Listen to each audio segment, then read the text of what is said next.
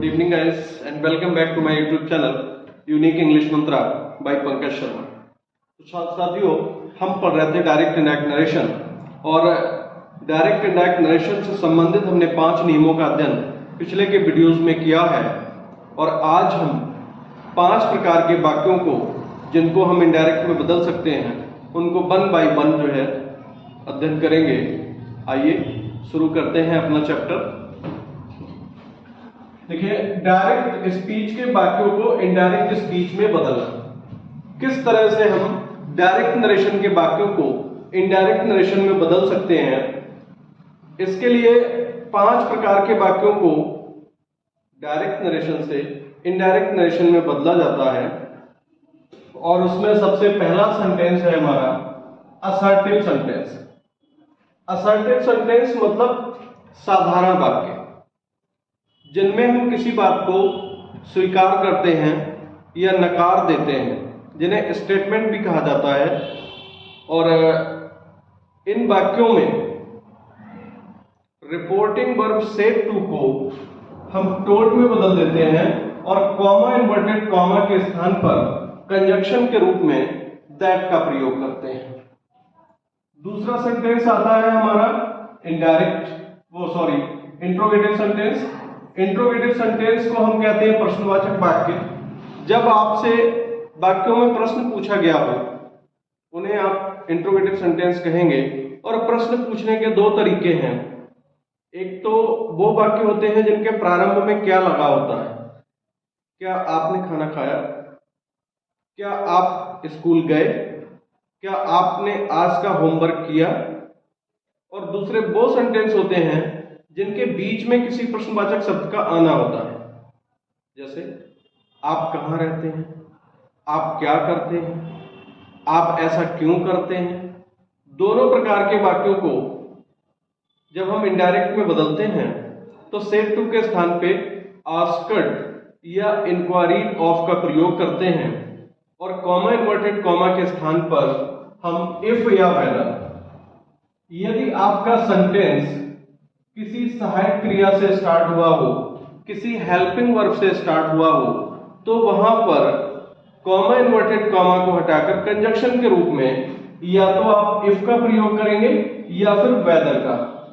लेकिन यदि आपका वाक्य किसी प्रश्नवाचक शब्द से स्टार्ट हुआ है, जैसे कि what is your name, where do you live, what do you do, इस तरह से यदि आपका कोई भी वाक्य किसी प्रश्नवाचक शब्द से स्टार्ट होता है तो उसमें आप उसी क्वेश्चन वर्ड को, जिस क्वेश्चन वर्ड से आपका वाक्य स्टार्ट हुआ है, प्रारंभ हुआ है, उसी क्वेश्चन वर्ड को सबसे पहले ले आते हैं और उसके बाद वाक्य को असर्टिव बना देते हैं।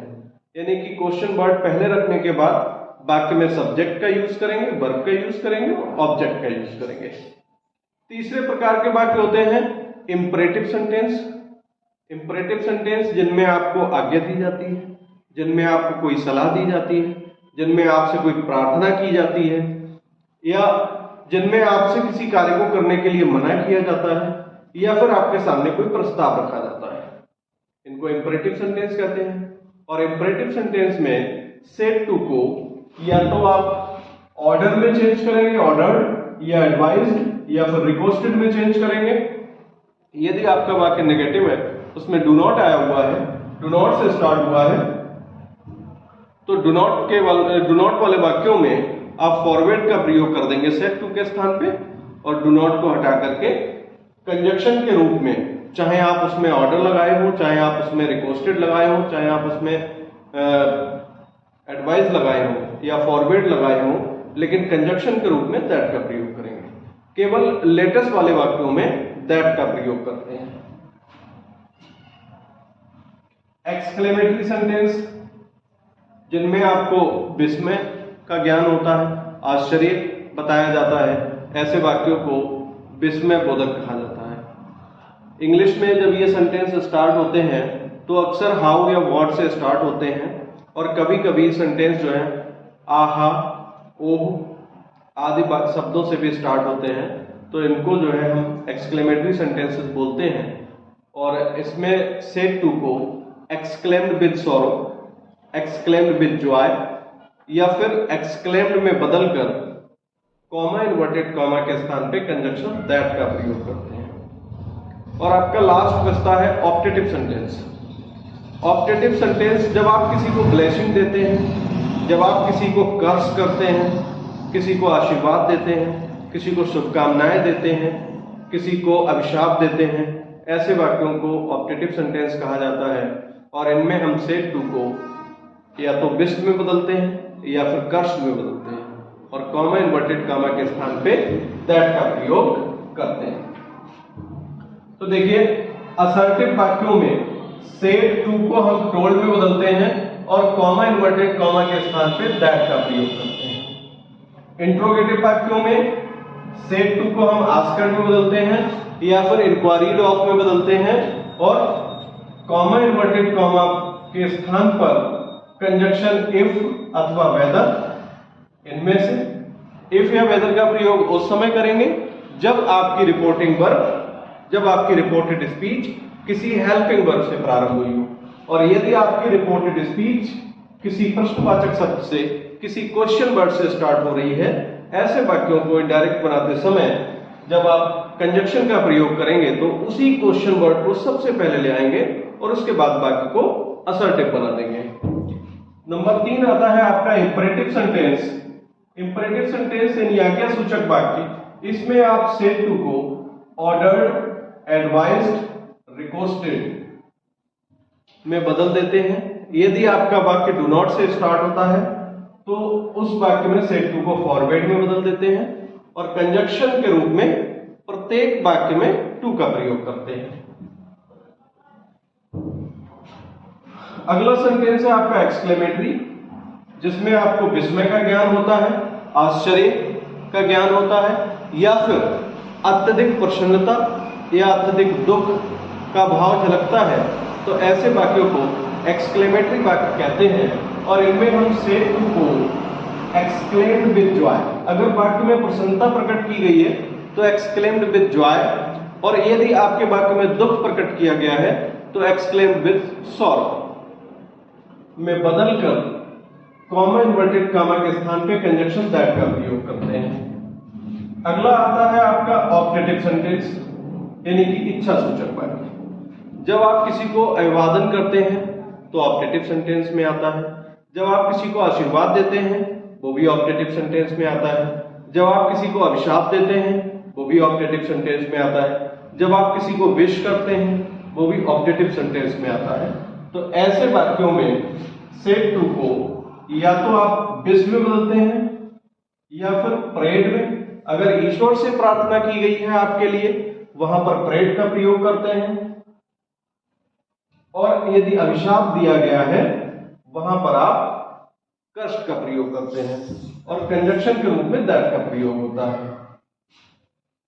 तो आप देखिए एक बार को संक्षेप में थोड़ा शॉर्ट में समझ लीजिए कि असर्टिव सेंटेंस जो स्वीकारात्मक वाक्य होते हैं जिसमें अफर्मेटिव और नेगेटिव दोनों वाक्य आ जाते हैं, यानी कि अफर्मेटिव सेंटेंस भी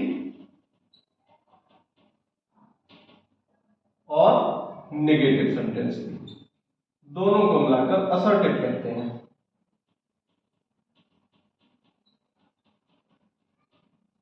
वाक्य आपका चाहे अफर्मेटिव हो चाहे नेगेटिव हो वो असर्टिव सेंटेंस कहलाएगा। और इसमें हम सेड टू को टोल्ड में बदल देते हैं, कॉमा इन्वर्टेड कॉमा के स्थान पे दैट का प्रयोग करते हैं। बाकी सभी परिवर्तन पूर्ववर्ती नियमों के अनुसार होते हैं। अर्थात मैंने पिछले के वीडियोस में आपको जो नियम पढ़ाए हैं वो सारे नियम यहाँ पर अप्लाई होते हैं, सारे नियम लागू होते हैं।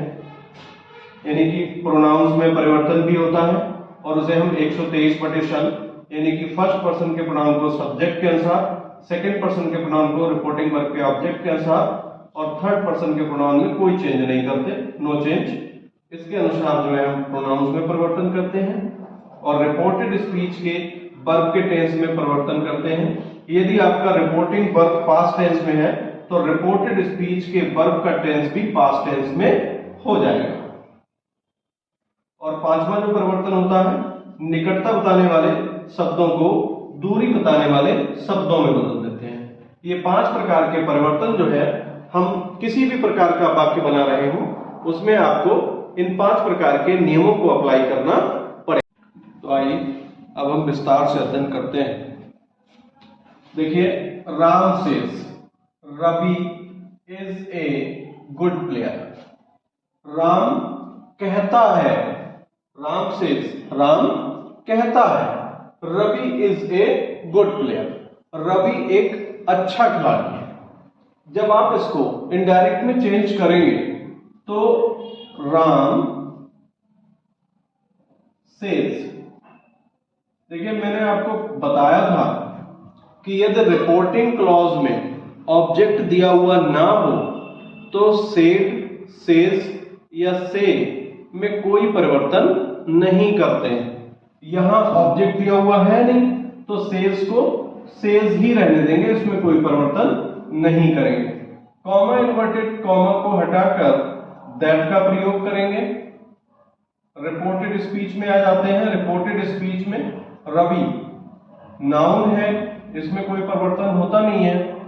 अब देखिए अगला परिवर्तन आता है, पहला परिवर्तन होता है रिपोर्टिंग वर्ब। रिपोर्टिंग वर्ब के रूप में परिवर्तन वो हम तब करते हैं जब रिपोर्टिंग वर्ब में ऑब्जेक्ट भी दिया हो या रिपोर्टिंग क्लॉज में ऑब्जेक्ट भी दिया हो, वो यहां पर दिया हुआ है नहीं तो इसलिए इसमें हम परिवर्तन करेंगे नहीं। कॉमा, इन्वर्टेड कॉमा के स्थान पे दैट का प्रयोग होता है, कंजक्शन का प्रयोग होता है, हमने यहाँ पे दैट का प्रयोग किया हुआ है।